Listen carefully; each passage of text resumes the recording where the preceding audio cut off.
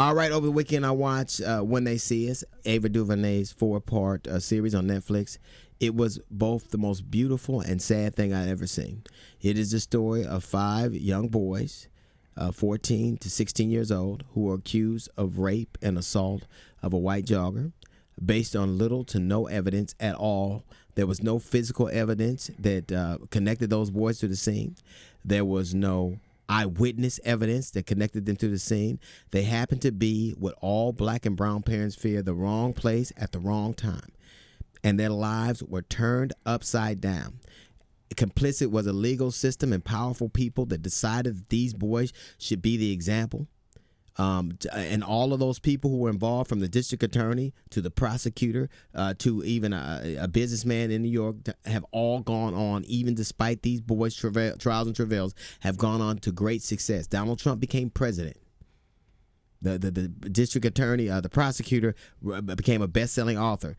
Somebody else became a teacher at Columbia. There is nothing that you could accuse black people of that people will not believe. Nothing.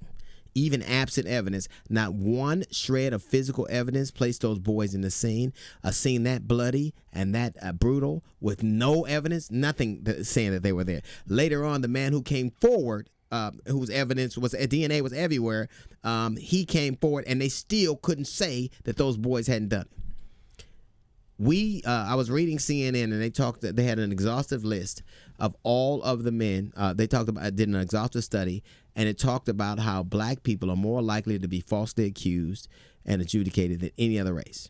And that is because when they see us, they see monsters. I asked Jay, who works on our show, to put together a list. He had 5 minutes to do it. He was able to come up with 92 names. Now, I can't read them all because we have commercials to run.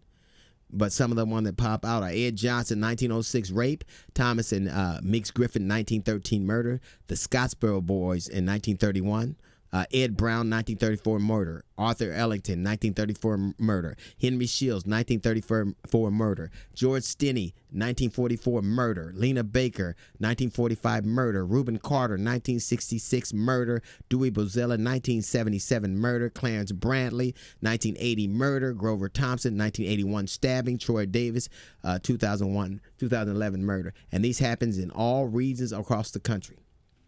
Now, these are people who somebody put at a scene and put to jail based on little or no evidence, because all you have to do is say a black person did something and people will be inclined to do it. The only thing they don't believe is that we went to school, or that we work harder, that we're honest, or that we love our families. You can't believe that. But any horrible thing you accuse black people of, you can get away with it, and they'll do it.